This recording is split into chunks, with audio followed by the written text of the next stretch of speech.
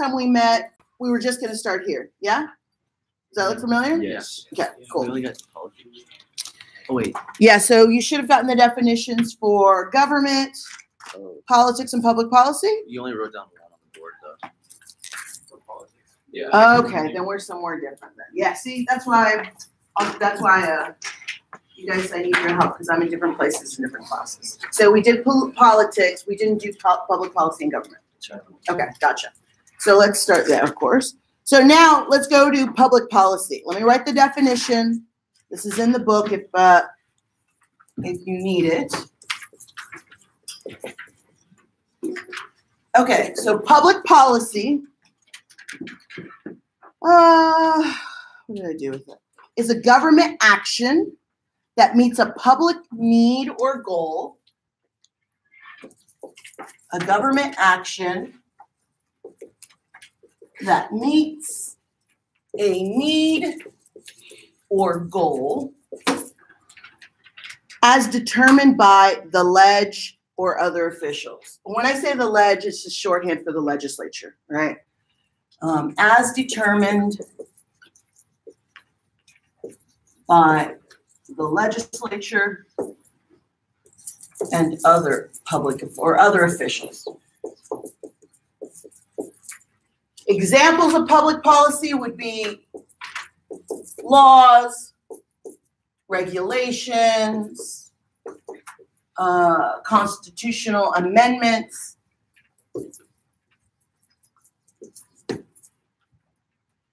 So what does that mean? A government action that meets a need or goal is determined by the ledge and other officials.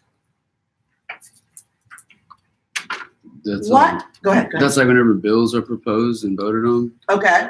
Yes. That's what they are. They are policy. Why? Why do they bring up bills in general? What is the purpose of them? It's for like issues that don't have necessarily need to be controversial, but it's like things that need to be voted upon to decide whether or not they will become law. Okay. I'm gonna use some of your wording there. So it's issues that need to be solved, right? We have a problem, whatever the problem is, and political officials, mostly our legislature, right, is going to come up with solutions through bills. And then, depending on how the ledge in general thinks of that bill, it'll go to the governor, and the governor will then sign off on whether he thinks that should actually become public policy, right? Why do we buckle our seatbelts? Safety. Do you want to? It's against the law. It definitely is a policy for safety, right? The reason, if you look at it, there should be, for the most part, a very easy reason, purpose to any regulations, laws, or amendments. We should be able to see it. It can't just be because, of some arbitrary reason. Those can be challenged, right? There have been laws that have been passed before that, let's just say, they're bullshit, right? I mean, they are discriminatory or, something of that nature, and they are challenged through the courts, and the courts will say, no, this is unconstitutional, right? So when we fasten our seatbelts, the reason that was created, that public policy was enacted, was because they wanted to protect us for safety. It used to be when I was a kid, I remember, I think it was the 80s, I was only like 4 or 5, and I was in a car accident, and we were in the back seat. And at that time, there was no law requiring kids or anyone in the back seat to be buckled.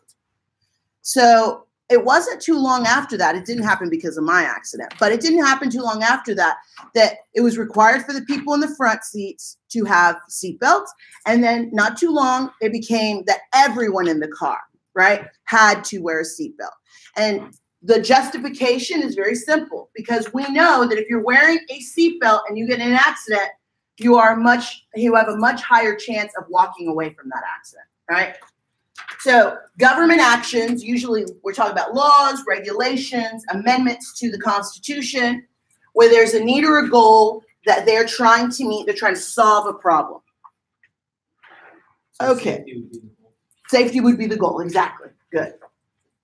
And I mean, even, those crazy little signs out there, and they like say 65 and they say speed on it. And it's, you know, we're just like, oh, what is that? As we're going 75. Do I know? Who said that? I said the suggestions on the road. Yeah, the suggestions, yes. The suggestions on the road.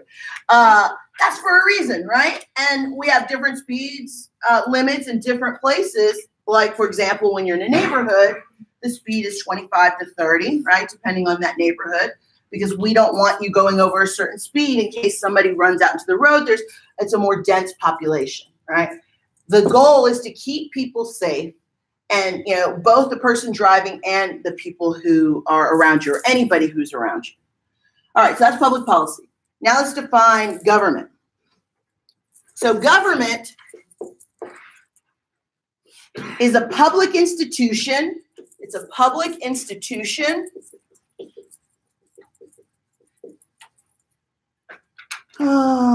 with authority to allocate values, with authority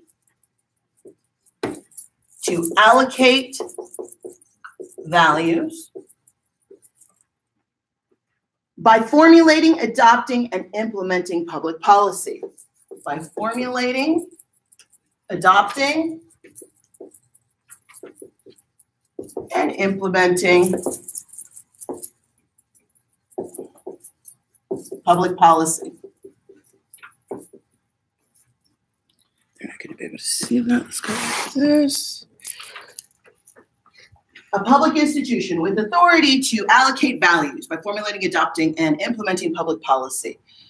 Give me some examples of government. Who or what institution is government? Say again? FAA, what is that? Federal? Yes, that is a part of the government. Yes. What about the governor? The lieutenant governor? Your legislators? Your U.S. senators? The Supreme Court? The Texas courts? Those are all public institutions, right? They're public institutions because they affect us. And more often than not, you know, with some exceptions, like the Supreme Court is obviously not elected, the U.S. Supreme Court. The Texas Supreme Court is, but we still have a hand on who gets into that court to a degree, right? By whoever you elect as president. So they're a public institution. Now, what does this part mean? With the authority to allocate values. How do they allocate values? Remind me your name again. Andres. Andres. So it's like, if you think about it, allocate values is a really good way to put it, because the values of society shift throughout time. Sure. So having the authority to allocate them, I guess to me, it means like, sort of like, where do we place certain values on the scale of importance? Like back in the day when there was like a 3/5 clause, right. Like how do we represent African Americans in the country? And now that, you know, there's social justice movements and we realize that that's like fucked up. Like we don't have that anymore. We've moved that up the scale, you know, sure. That value of like human life and like representation. Good, good. You know what? We never talked about that in other classes. It's absolutely true. Do values change? You know, Andres said it perfectly. They absolutely do. The things 100 years ago that the government said were important and passed laws are very, very different from where we are today, right? Some have moved a little bit, and some have moved a lot, right? So that's a good point on this, is that values are going to change. How are they allocating values?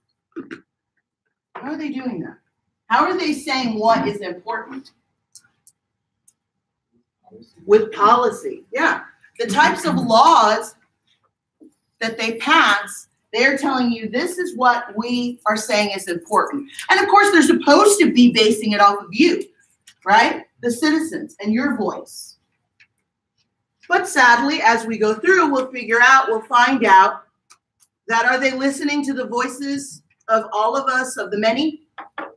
No, they're really listening to the voices of a very small group of people. And there are things we can do about that. But it's going to require movement. And we'll talk about it as we go along, particularly in voting, because voting is just one way. There's so many other ways to, you know, voice your concerns and get yourself heard. But two, the problem is we are a very instant gratification type of society, right? I'm gonna tell you what I did the other day, and I wanted to kick myself. I was in line at HEB, and I felt like I was waiting an eternity, right? It's like, God, this is taking forever. And I'm looking at my watch and fiddling with my watch, and then I, look away for a little while. I'm like, God Almighty, this is ridiculous. I finally get up to the cashier, and I look at my watch, and I had been waiting about 4 minutes. And I was like, really, Veronica? That was the hardest 4 minutes of your life? Like, we want things to go fast, right? And the same is true when it comes to government and policy. We want things to happen now, but it doesn't happen that way, right? Especially, we're talking about movements. We see a lot of things going on right now, and there is spark for new social movements, but social movements do not happen in a few months, a year, 5 years. Look at the civil rights movement. Okay, it happens over decades. And some people don't want to play the long game, and that's the only way you're going to win. Okay, the other people are willing to play the long game. So, when we see the government allocating values, we see them in the type of laws that they're going to pass. We're going to definitely talk as we get in further to the ledge, what kind of laws are getting highlighted, right? And you can definitely tell just based on what is the media of the day. What's a big issue being talked about right now that you think we're going to see reflected in the ledge? It doesn't have to be a state issue, just a big issue that's being talked about throughout the country. The wall. And related to that? Government shutdown. Immigration, right? And then what did you say?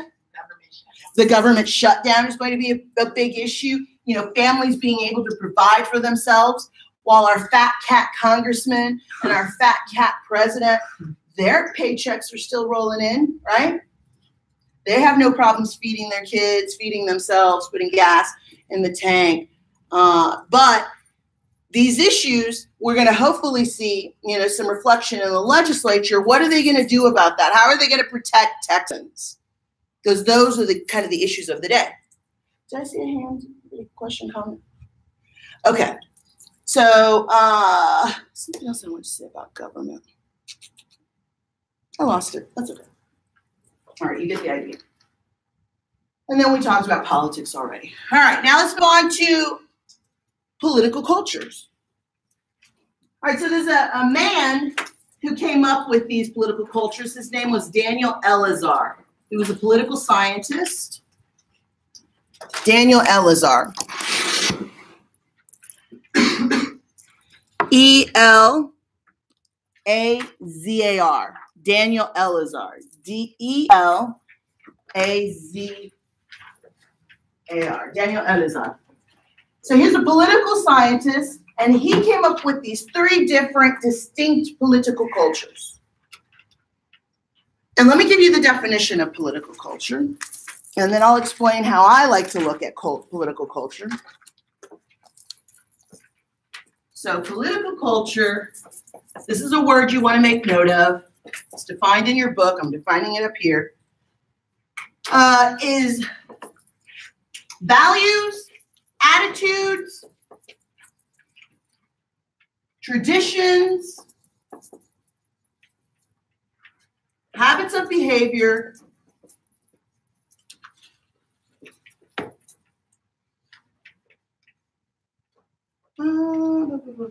that develop over time and affect a region or state.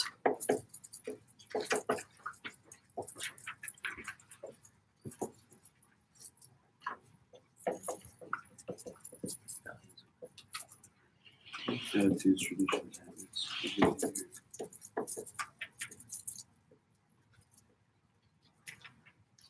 Values, attitudes, traditions, habits of behavior that develop over time, affecting a region or state. And then the 3 specific political cultures are listed here on the PowerPoint: moralistic, individualistic, and traditionalistic. So political culture, values, attitudes, traditions, habits of behavior that develop over time, affecting a region or state. So before I go into the cultures, let's talk about what is political culture. Do you feel like the United States and different parts of the United States have a personality? Yes. Like when you think of the South, when people think of the South, what do they think of? What comes to mind? Hospitality. What? Hospitality. Hospitality, yes. We're friendly. Food, we have badass food, right? I heard something else that I couldn't hear. I said food. No, before that. Somebody say Slavery. something else? Slavery.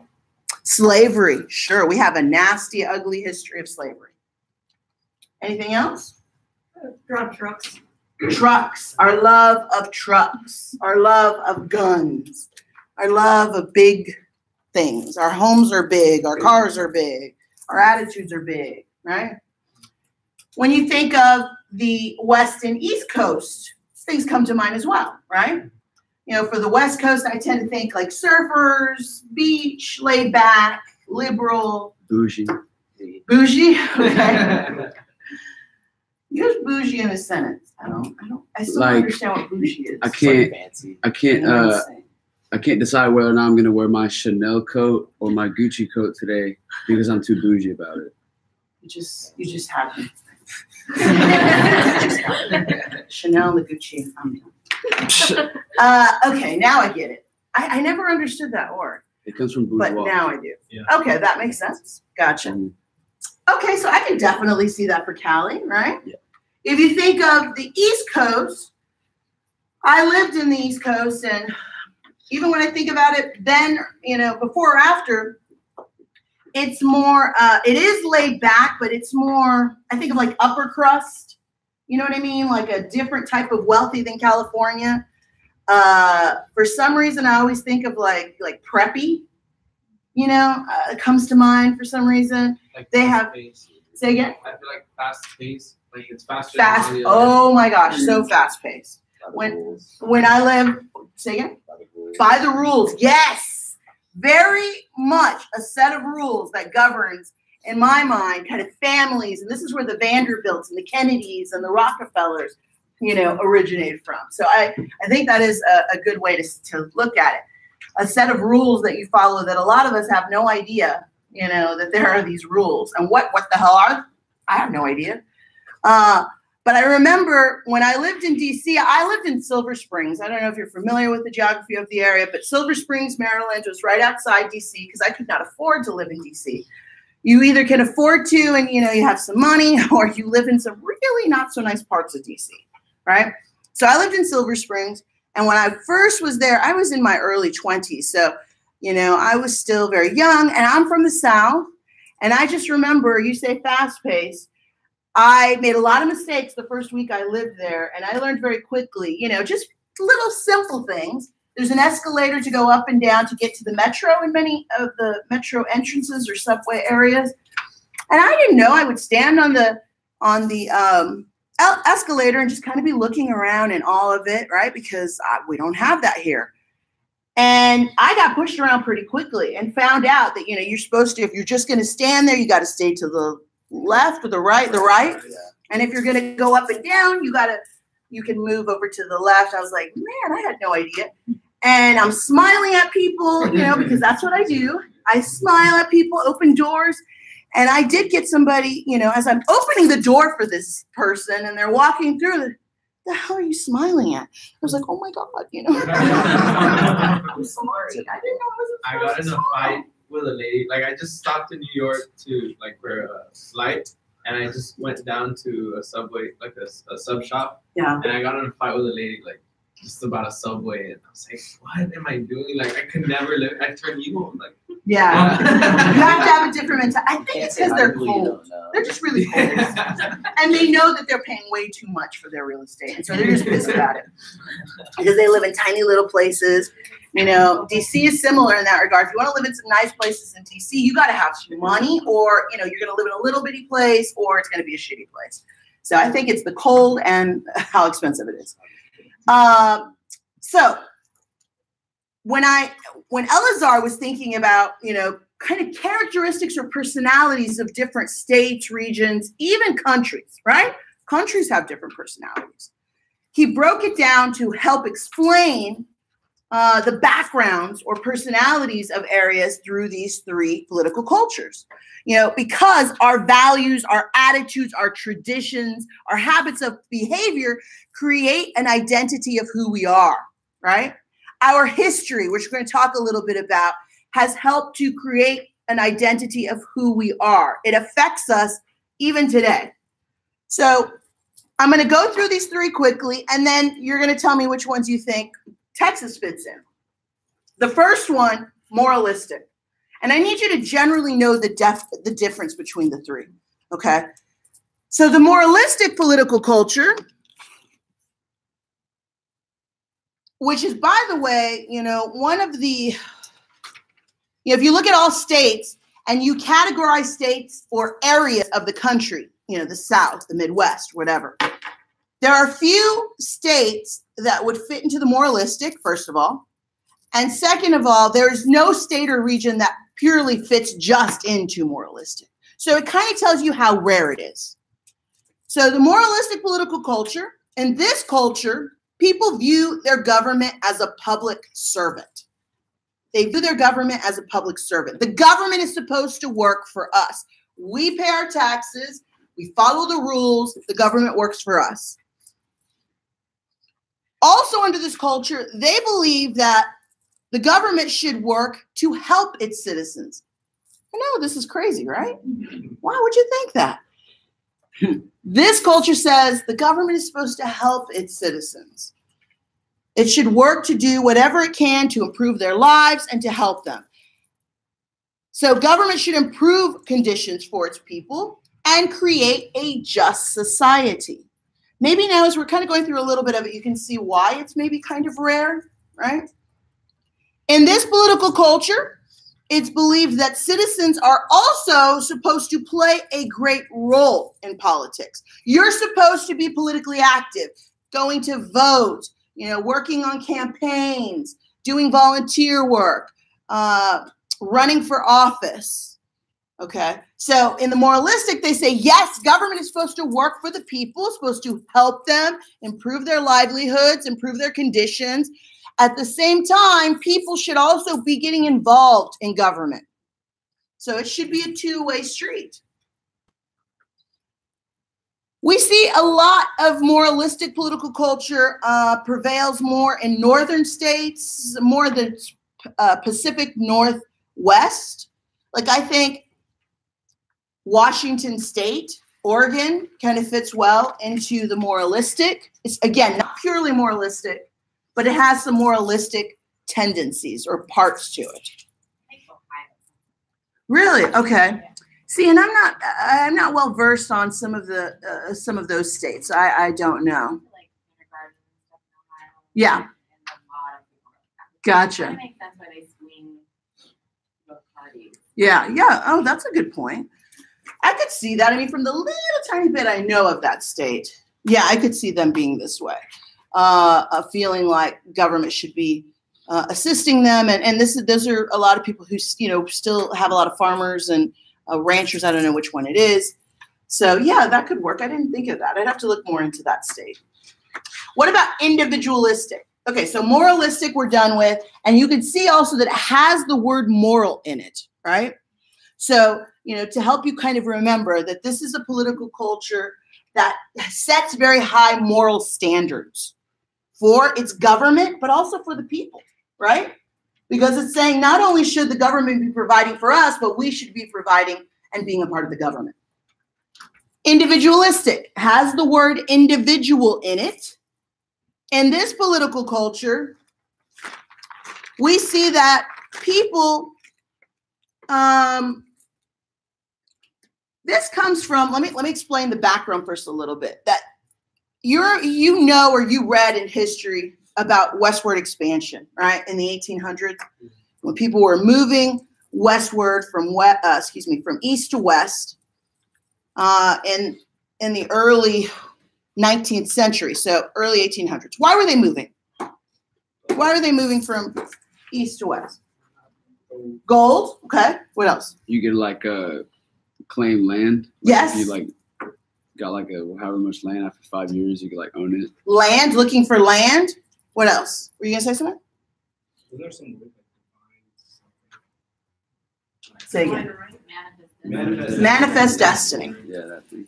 You know, here we're going to talk about how it played into Texas, but just generally speaking, people were moving because they were looking for opportunity, right? New opportunities, predominantly economic opportunity, which also ties into the land.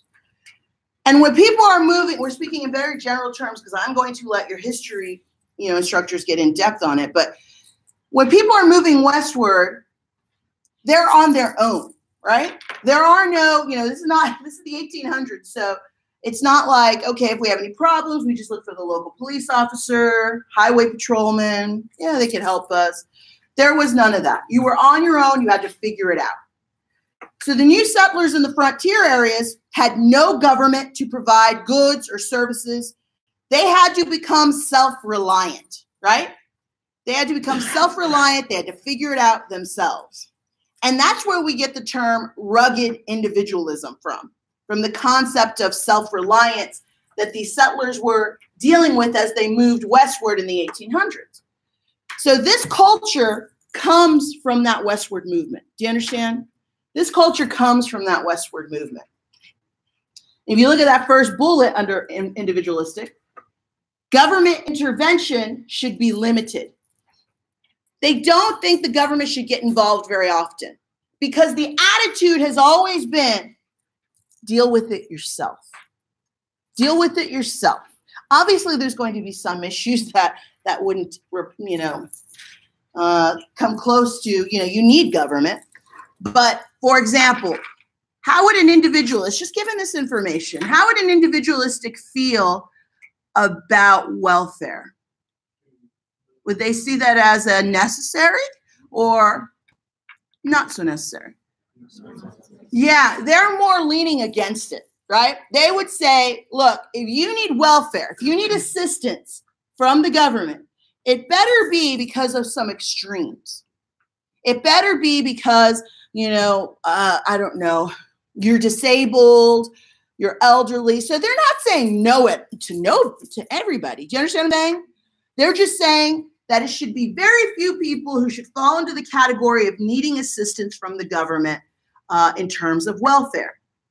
If you can, work, if you have the ability to work and you don't have any disabilities, according to individualistic, get off your bum and go work. Don't ask for assistance from others. Do it yourself.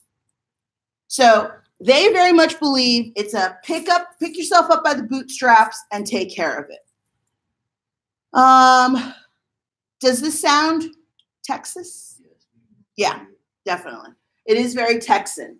We're going to talk later on about how the state deals generally with issues like welfare.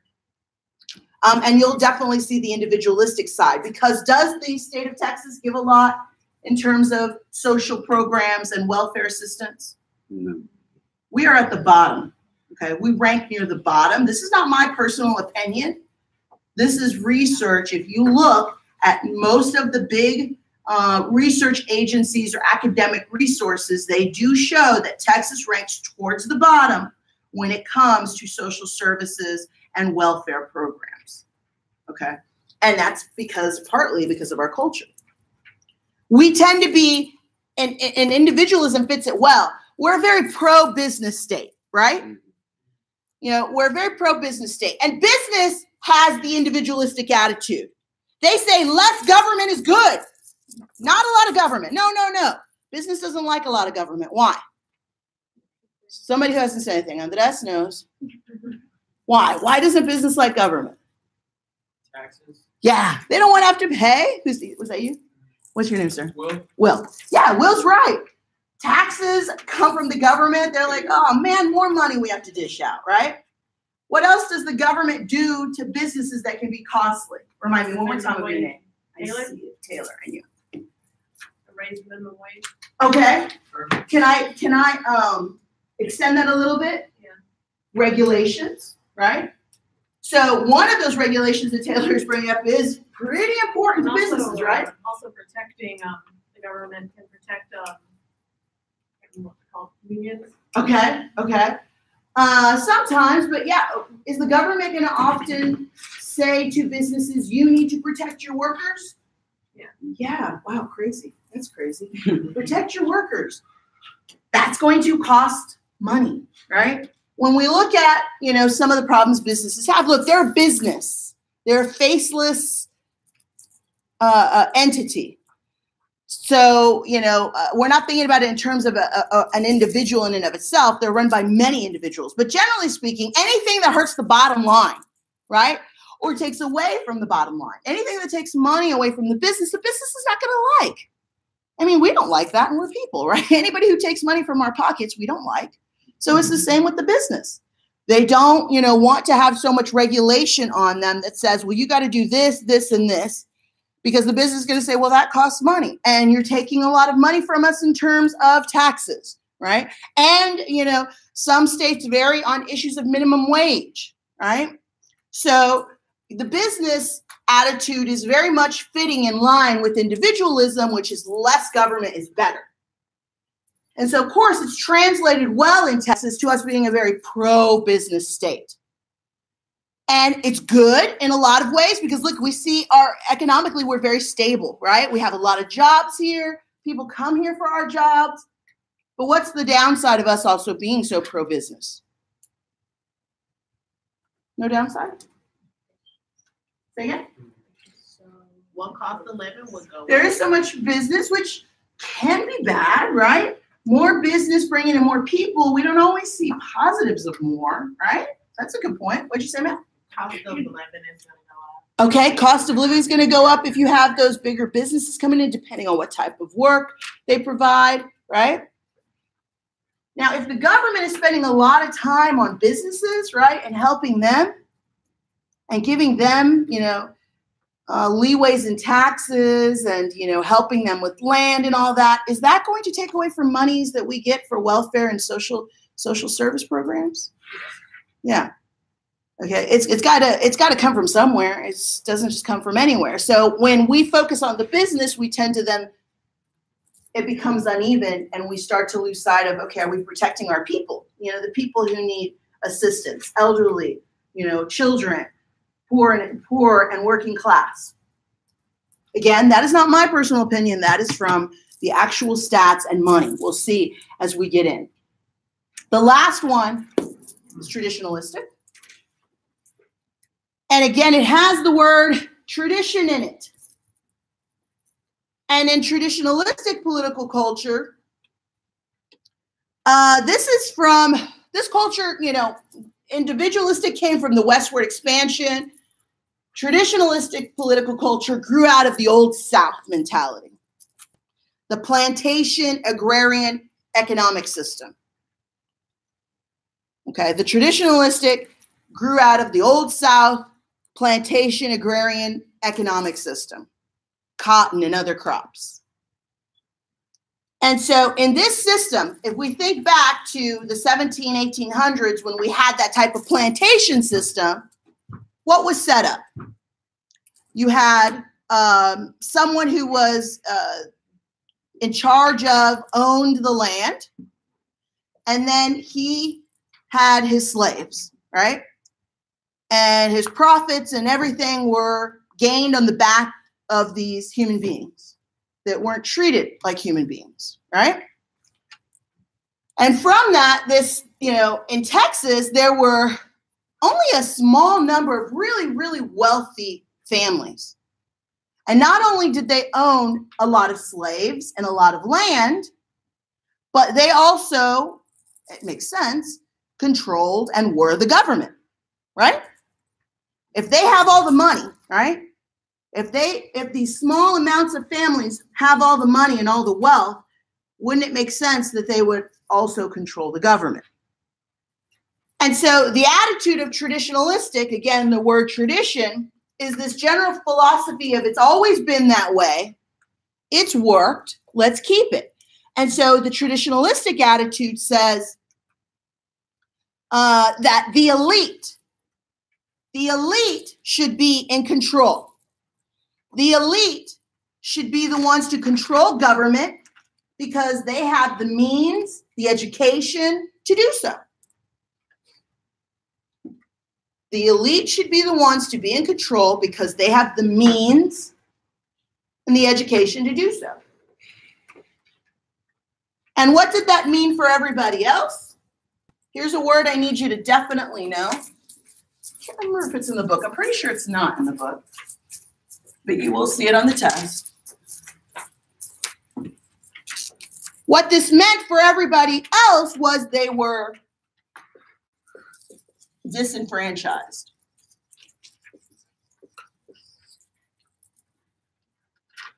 So what we saw were, under the traditionalistic political culture, poor and minorities were disenfranchised.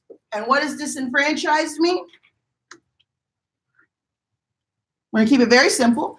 We're defining it as, what am I saying? Say again?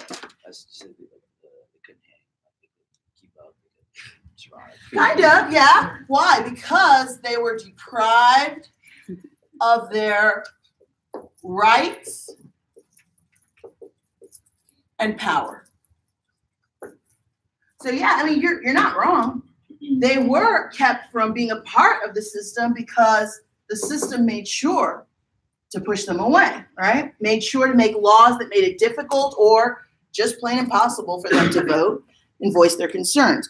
So depriving one of their rights and power. That's what disenfranchisement means. Depriving one of their rights and power. Yes? Is there a difference between disenfranchised and oppression? They have, I'm trying to think definitional-wise, because I would definitely say that the two go hand in hand. So I don't know what the exact definition of oppression is, but yeah, this is definitely fits the general umbrella of oppressed, right? That's a great question. I don't know how better to answer that, but that's a great question. More direct action. Say again. I think oppression would be a more direct action. Okay. What do you think, Taylor? How so? I'm thinking that like disenfranchisement, it could be either like a direct result of the government, or it could be like a side effect of some political policy. Okay. True. So not necessarily from someone's agenda, but I think oppression would be a direct result of that. Okay. Okay. I see where you're going. I think you could be onto it. Like I said, I'm trying to think of the exact, definition or a good definition. And is it the umbrella? Is oppression the umbrella and this is one underneath, or is it the other way around? You know what I mean? Yeah. So I'm not sure, but they definitely go hand in hand. So in this traditionalistic political culture, government is seen as an institution that should maintain, how does that happen? Government is seen as an institution that should maintain,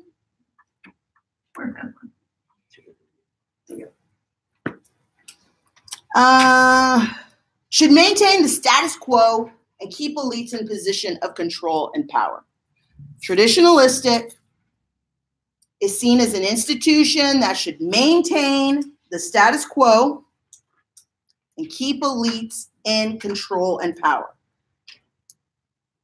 An institution that should maintain the status quo, keep things as they've been, and keep elites in control and power. I was going to ask you that. How did they disenfranchise? How did they say, keep the elites on top and keep everybody below? How did they oppress everyone else? Yeah, one way they did that was through slavery, right? And when slavery was deemed, to no longer be allowed, right, prior to the Civil War and right after, they just figured out another way to shape it, right? And said, well, we're not going to call it slavery anymore. We'll call it an apprenticeship. Yeah, that's what we'll call it. And it wasn't an apprenticeship. It was just freaking slavery, right? We'll talk about that, black codes, later. So slavery, what else? What else did they do to disenfranchise, Taylor? Voter suppression. Yeah, that's the big one, right? So then even when African-American men in 1870 received the right to vote, okay, what did they do? They started to create Not in Texas, but literacy tests. They're hard. Very hard. I'm going to give you one. When we get there, I'll give you one. Not the whole thing because it would take too long, but just a piece of it so you can see. But literacy tests, they started taxing, right? They started to not even, okay, we didn't even have to see specific laws like the grandfather clause, which wound up helping Anglo-Americans but kept African Americans and others disenfranchised. But just plain old-fashioned intimidation.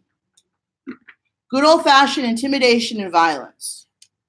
Didn't need to do anything fancy, right? And I want to show you something here in just a minute, but let me finish this. So, as the book points out, traditionalistic cultures are very dominant throughout the South. Does Texas fall under this culture? I think so. Yes. So if I ask you on the test where Texas falls out of the three political cultures, what are you going to say? Individualistic and traditionalistic. Exactly. Both individualistic and traditionalistic. We fit under both of these. Even now, in the 21st century, poor, minorities, and working class have a high degree of perceived political inefficacy. Anybody have any idea what that means? Political inefficacy? Yeah, good. Tell me your name again. I'm sorry. Laura? Yeah. Gotcha. Sorry. I'm all stuffed up for my allergies. I'm having a hard time. Yeah, Laura's absolutely right. Say it one more time. Their voices are protected in the government. And here's the problem is we have these degrees of political inefficacy where from generation to generation to generation, misinformation gets passed down, and those feelings of there's nothing I can do, I can't, I have no voice, my vote doesn't count, so I'm just going to, just go with the flow. I've got a job, I'm not in prison, or if I am in prison, at least I'm alive. I mean, if you're in Texas, 7 out of 10 people know or they themselves have been incarcerated. So high rate of incarceration in the United States and in Texas, right?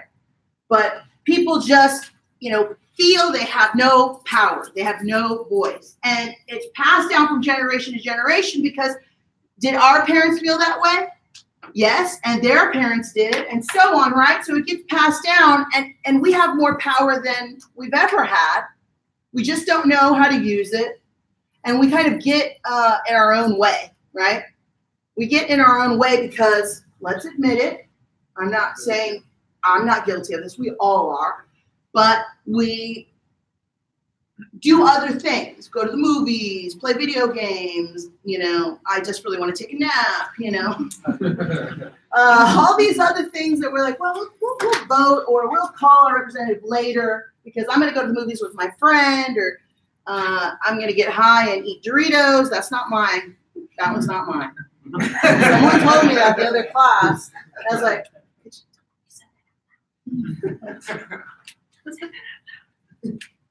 and then we don't do the things that we could be doing to change things, right? We get in our own way.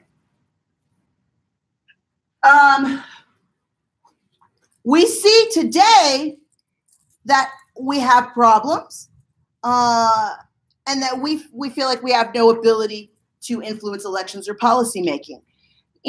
Here's the thing is this traditionalism has shown many cases, not from the 50s, not from the 40s, but cases just from, the 90s. Did you ever, I'm sure you've heard of Jasper. You know what happened in Jasper, right? Jasper, Texas. We're going to talk about that case extensively in the last chapter. But James Byrd Jr. was dragged to his death, right, by three, I think there was connection of them to white supremacy.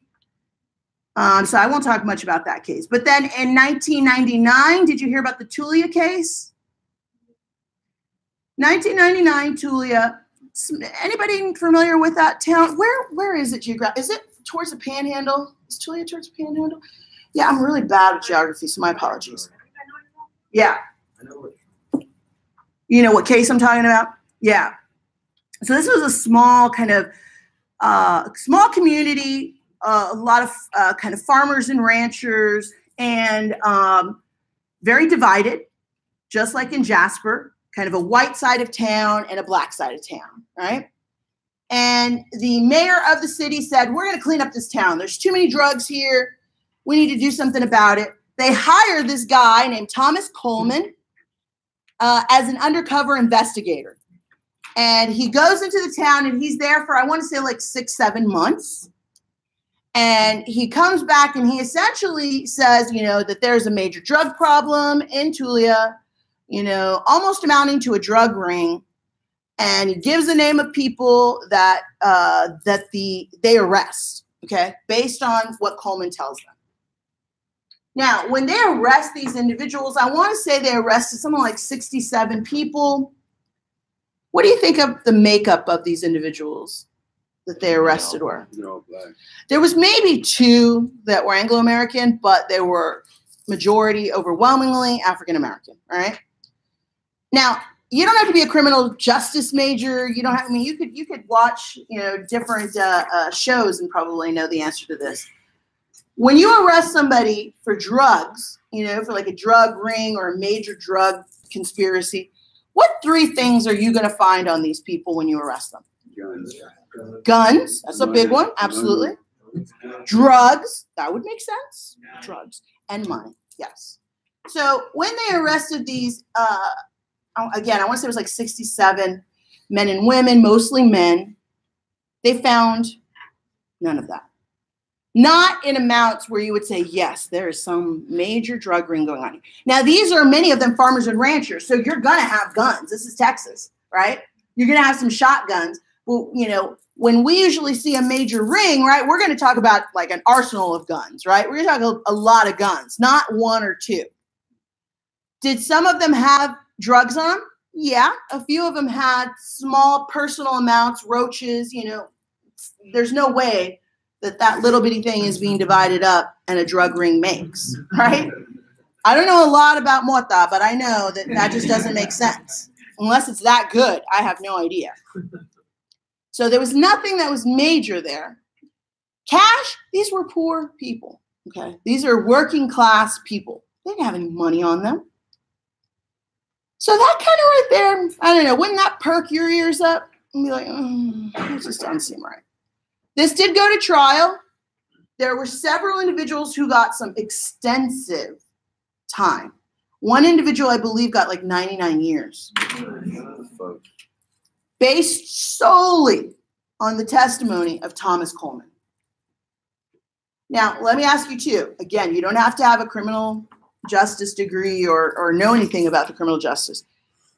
When you have one person saying, I saw him do it, I was there, here's my information. When you just have one person, is there a problem with that? Yes. What's the problem? Somebody who hasn't said anything. What do you think the problem would be? Like my word. Yeah. There's no one corroborating you, right? Tell me your name again. Sydney's absolutely right. It's my word against his. He's going to say he didn't do it. I'm saying he did. Why is my statement mean more than his? You know, these are individuals who didn't have priors. You know what I'm saying? This wasn't like, you know, people who, oh, you know, I don't know, we can't trust it. These were hardworking men and women in a small community. So it's very dangerous when you have just one person and they're able to put you behind bars just based on their. That's why when you have a major investigation, you have many people involved, right? So that way there's checkpoints, you know, there is checks and balances type of system. The fact that it was able to go forward and that DA allowed these cases to go forward boggles my mind. It took a few years, but people started to make a racket. They got in touch with the NAACP. The NAACP looked at it and they saw right away something wasn't right. And they started investigating into it. Found out quickly that Thomas Coleman, a person who was an undercover investigator, they found out that he had warrants for his arrest in other counties at the time that he was doing the undercover work for Tulia. He had problems with superiors. He was in many of his records from other places where he had worked, they specifically said in his files that he was a known racist. Now that doesn't also like prick your ears up. I don't know what else to tell you. Like that's big. So thank goodness, finally, a lot of these cases, they were, took Perry long enough, but they had their cases, what's the word, commuted, either commuted or expunged.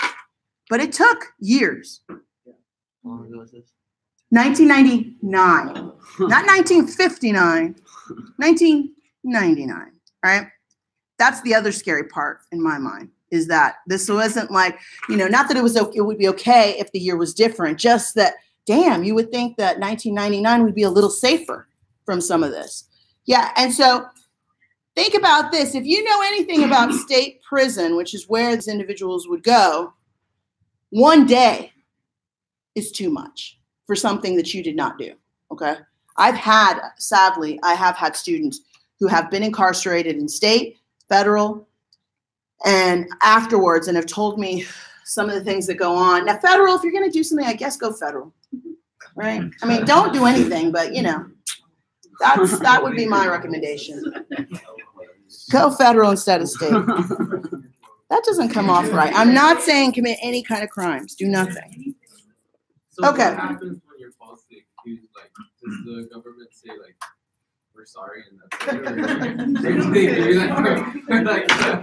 like No. a compensation? Or? Yes. Okay.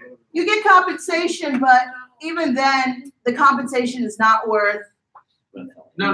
what It's, you it's saw. never gonna No, be right. like- But it's just so, Yeah. it's like, we need to be making sure instead of Yeah. just one person based on what they say and you go away. Yeah. And I've had major cases. I don't know if you ever remember Anthony Graves, the Anthony Graves case. He spent 19 years, 16 of it on death row for a crime that this guy says, you know what, I didn't do it. Anthony Graves did it. But this guy who he barely knew, he was related through their wives, said Anthony Graves did it. He killed these children and the 16-year-old and the grandma. I was there, but I just saw and I didn't participate. And Anthony Graves was 2 miles away at the time of the murder at a Jack in the Box through a drive-through. And the Jack in the Box employee told the Texas Rangers, yes, this guy was here. He was here with some woman and another gentleman. It was his brother and his girlfriend. And he still spent 16 years on death row.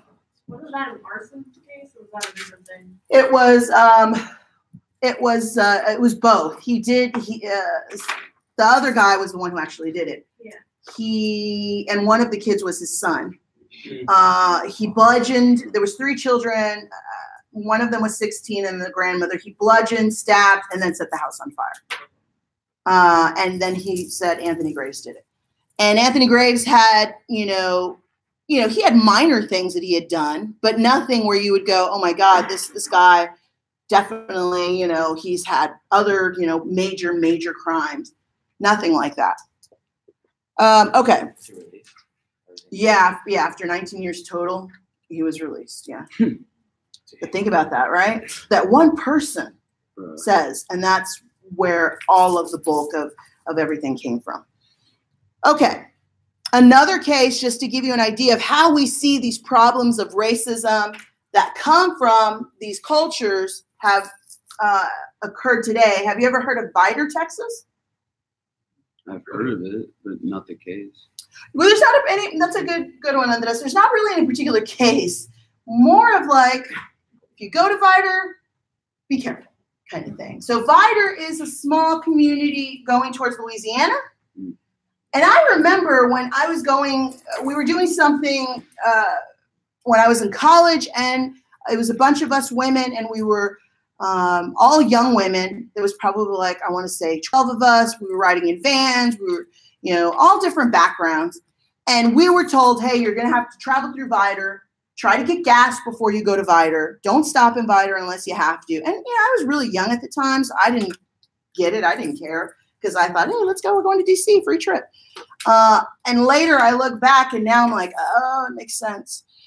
So Vidor has a history of, being one of these small East Texas towns. If you notice, a lot of towns where kind of these situations come up, like Jasper, they overwhelmingly tend to be in East Texas. And we'll talk about why later. But when you look at the history of Vidor, they still, for many, many, many years, even though, of course, they're going to deny it, have Klan marches in the downtown areas. I have had students who live in Galveston, not too far away from Vidor, and they are familiar, and they know kind of the history, and they're warned about going. I've had students who've encountered problems when they went through Vidor. One in particular, he was in his military, he was dressed in his military uniform, and he had problems. There was an interview done in I want to say it was 2012, something like that, not too long ago. And they interviewed people in Vidor to say, is this still happening? And of course the mayor says, no, I don't know what you're talking about. But back in the 1980s, do you know who Henry Cisneros was? That's so sad. Henry Cisneros was the first Hispanic mayor of a big city in Texas. He was mayor of San Antonio, okay, in the 80s. He later in the 90s goes on to become HUD secretary under Bill Clinton. And he decides, Henry Cisneros in the 90s, this was 95, he decides he wants to go visit Vidor, Texas, because there's a lot of reports of discrimination in housing, okay? And so he wants to go and figure out, what is going on and try to do something about it. So this small little town is notorious for some homemade signs that they make and put on the outskirts of the town. And they're also notorious for the treatment of African Americans. So have you ever been through a small town and they, have these welcome signs like welcome to, like I go through Pleasanton a lot because we go to the Valley, South Texas. My in-laws live down there. And Pleasanton has a sign, welcome to Pleasanton, home of the cowboy, I think it is. Do you know what I'm talking about? They'll have signs like that, kind of saying what they're known for. I don't remember which one's home of the grapefruit and home of the whatever. Well, Vidor had its sign. I don't know if I want to say it on camera here. My dad got offered a job there, and they were offering him so much money just because.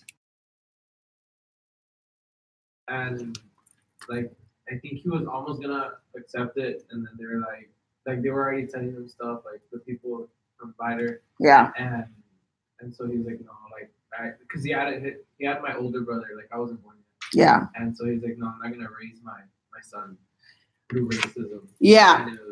Yeah. That's interesting. So yeah, well, when I tell you about the sign, maybe I'm gonna mute this.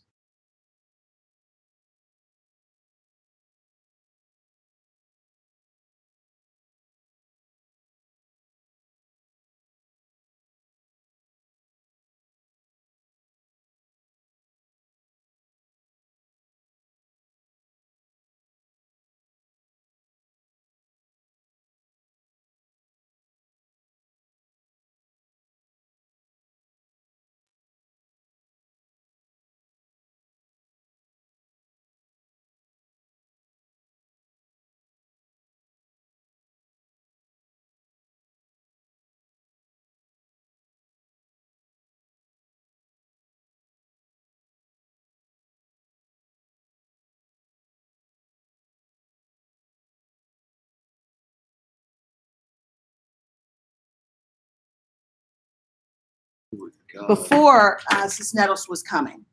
And I say it the way it was said because I want you to go, damn. You know what I mean? It's one thing to kind of dance around it. It's another thing to hear it, to see it. Do you see what I'm saying? To see the actual word. They didn't put welcome to Vidor if you're an N. They did not put that for a reason. What is the sign telling you? I'm sure it's obvious, but what is the sign telling you? Absolutely. It's trying to intimidate and what? Get away. Yeah. If you are African American, they're trying to scare you, right? Yeah, I think even if you're a human being, right? You're a human being and you have any kind of, yeah. But it was very much targeted, if you are African American, Don't be in the city limits of Vidor at night was the message. So Cisneros was visiting the town because African-American business owners were having a hard time, African-American families who wanted to live in the city, which I don't know why you would want to, but I get it too. You have to understand that this is where slaves came through, was East Texas. You understand? So this is part of where families, generations of people live. So it's not like, oh, we'll just pick up and move. Why should they move? Their families were living in East Texas for a very, very long time. And so, I understand why anybody would say, well, I want to live where I want to live. And you're not going to tell me that I can't live here. So supposedly it's gotten better, but I still hear a lot of people say that it's not. And people in surrounding communities to Vidor and near the Galveston area have talked about having similar types of signs. Has anybody seen a similar type of sign before? It's good. I accessed the station in Fort Polk, and they told all the military guys, like all those towns, like, Yeah. were not allowed. Yeah, that's interesting. I've not been told that before, but I'm not surprised. Right. Right. Well, and that's why I said when my student who was a soldier told me about, he needed to go through there and he was trying to go around, but he was in a rush and he needed to get gas and he stopped there. And then he started having car problems. He's on the side of the road and a cop passes him and just keeps on going. Yeah, I went to a lot of crazy stories about, well, Louisiana and East Texas. Yeah. And, I was like, what? Yeah. No, it's really bad. So my family goes to Louisiana. We have family over there Right. all the time. And my dad usually doesn't stop in East Texas. We'll stop closer to Austin, and then once we get to Louisiana. Right. But one time we were completely out of gas and we had to stop and we were hungry and it was really late, so we had to get a hotel. And we were at Waffle House, and It's always a Waffle House. We waited at Waffle House for 2 hours. And Yeah, I my dad was believe it. I'm not leaving. And I was like, can you please? It was really bad. And then the hotel was really bad. We went to the pool in the morning, and literally everyone at the pool got up and left. God. But I was chilling because I was like, Thanks for leaving me the pool. Yeah. Bye. do whatever I want. Yeah. It's really good. Yeah. They don't hide it. Yeah. Yeah. That is the interesting. I've heard a lot of the same, that they do not hide it. I haven't in myself been there enough to say, and I guess I just don't have any inkling to. But I've heard enough from students or people who live close by to know that it's still happening. Some of these things are still happening that we think wouldn't be happening. So And it's crazy. Texas or just all of the South. East. Predominantly East Texas, is where most of it. Happened to me in Mississippi. Yeah, Damn. I'm not surprised. I mean, there's a lot of, and where was it in Mississippi? Are you talking about? It was near Camp Ole Miss campus. Gotcha. Oh, interesting. Yeah. So I'm sorry. I just wanted to tell you those things because we still see these problems today with, the, problems that came from individualism and that came from traditionalism. So what we're going to talk about next is not on here, but I'm going to go into some history. Okay. And I know we just have a few minutes, so just let me get it started. We're going to have to talk about some history, and then I'm going to come back to talking about some of these other slides. I do need you to know that Texas has had 6 flags that have flown over this area, right, that we know of as Texas. Somebody was like, oh, 6 Flags, like the amusement park. Yes, that's how we got its name. But you know what? It's funny. I'm making fun of it, but I really didn't think about that until a few years ago, too. I was like, oh, 6 Flags. Oh, got it. It's called Six Flags. Right? Isn't that funny? You don't think about those things.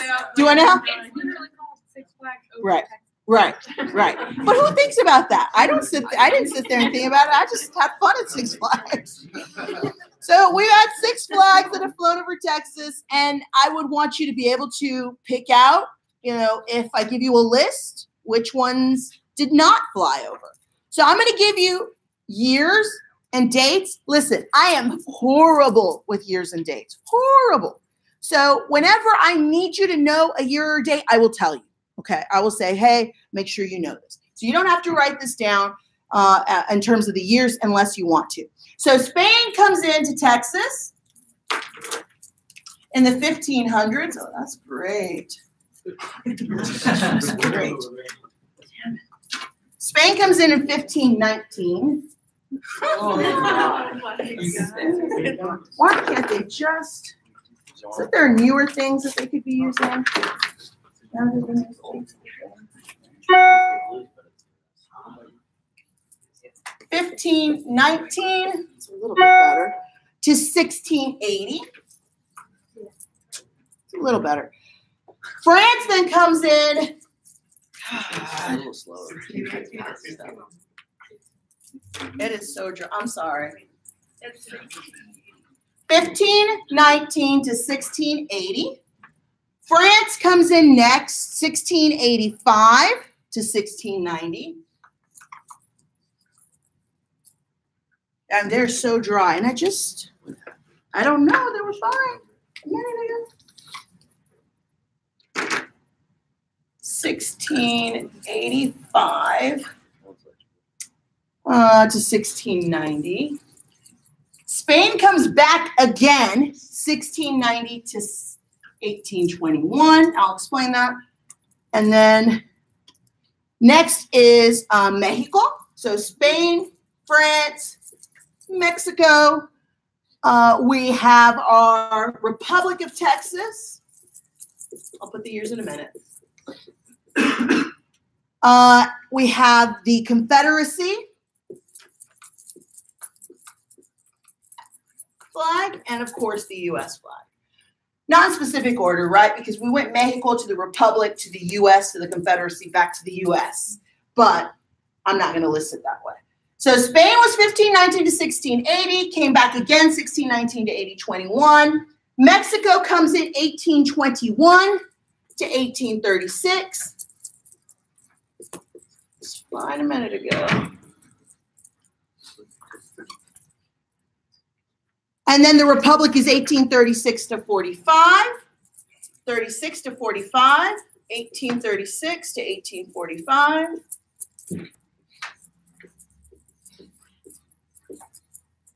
The Confederate flag, of course, was 1861 to 65.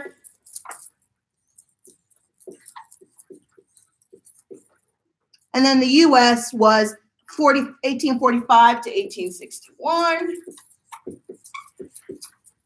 And then again, 1865 to now. So I'm just going to say Spain came in 1500s and they sniffed around this big-ass area of Texas in 1519. And they, had a few explorers here, but they didn't really do anything, okay? So France comes in 1685. They start mapping Texas. They definitely have an interest. Now, are Spain and France friends in 1685 in that period? No way. These are major rivals. So when France starts sniffing around, Spain gets pissed off. And they're like, oh, no, we're interested in this again. So they come back in 1690, and they start to build a series of missions throughout South Texas. What is the purpose of them building those missions? Two major reasons why. To what? Yes. So who are they going to convert? Yes, these savage Native Americans, that they're going to convert them and what? Just out of the kindness of their heart? No, they're going to use them, right? They're going to use them as slaves. So that's one reason. Why else do they have the missions? Yeah, to literally say this is ours, right? This is ours, and if you come after us, we're going to show you it's ours, right? So we'll pick up through starting at France, going into Mexico, after Spain. Have a good one. Don't drink and drive. Tip your waiter. Shall I send you guys a copy of this as well? Might as well, right?